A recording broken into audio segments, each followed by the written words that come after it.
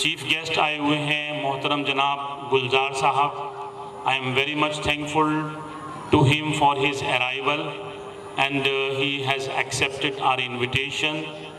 We are very thankful on behalf of DGS Doon Global School, and now I would request him to come and to say a couple of words to our audience, to our children and teachers.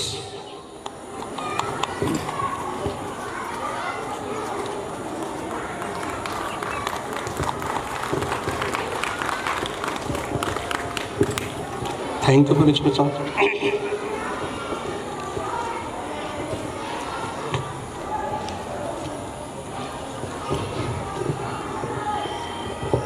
आज हम 75वां स्वतंत्रता दिवस मना रहे हैं।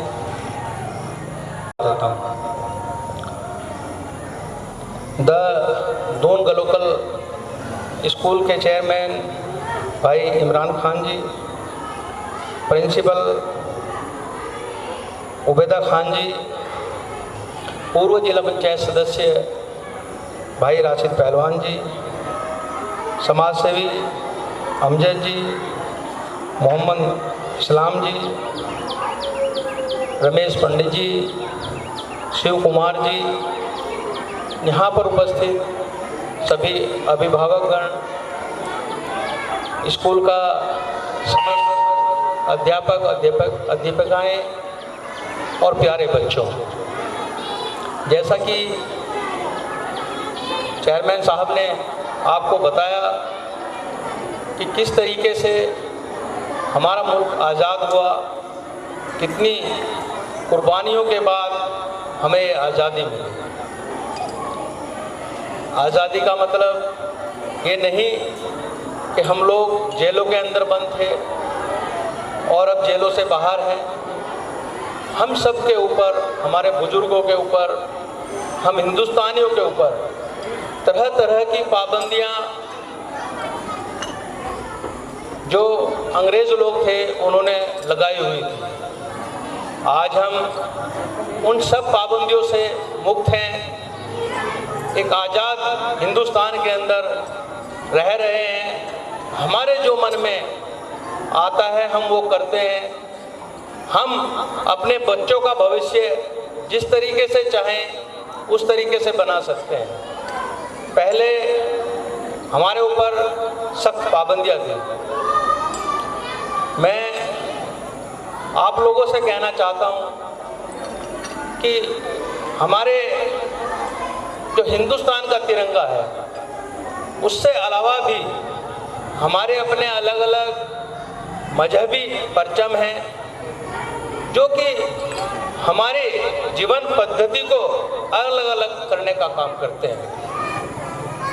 जो इस्लाम में है वो अपने इस्लामिक तरीके से अपनी जीवन पद्धति को चलाता है, जो सनातन धर्मी है वो अपने तरीके से अपनी जीवन पद्धति को जीते हैं।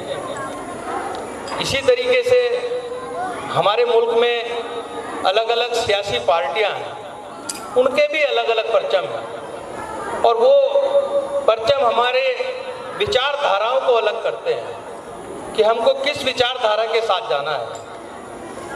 लेकिन जो हमारे मुल्क का ये तिरंगा है, जो हमारा राष्ट्रीय ध्वज है, ये हम सबको एक करता है।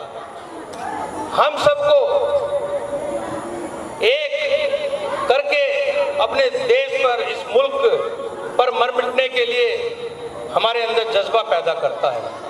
हम इस मुल्क के लिए कुछ करें, वो जज्बा हमारे अंदर पैदा करता है।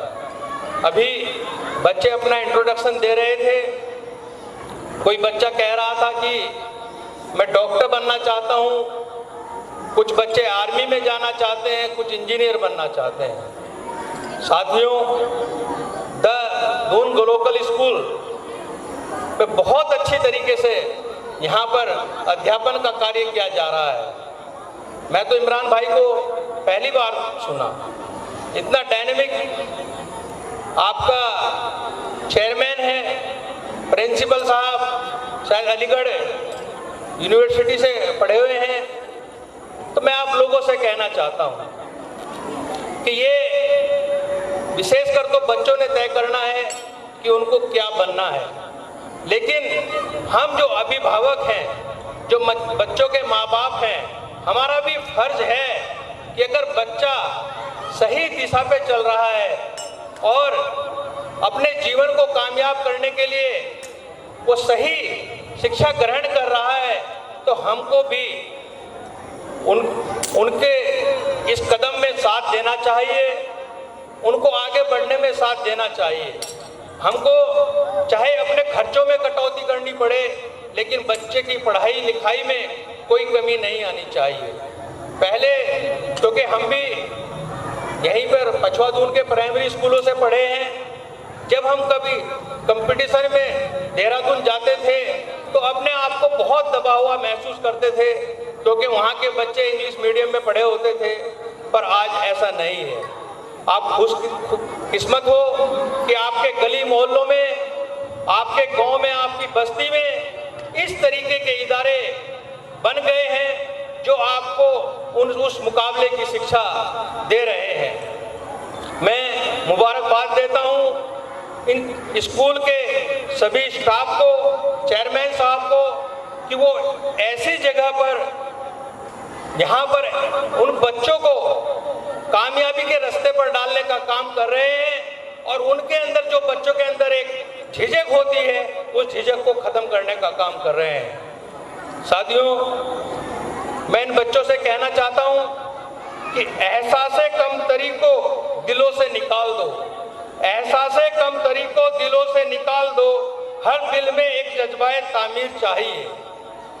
एहसासे कम तरीकों दिलों से निकाल दो, हर दिल में एक जज्बाए तामीर चाहिए।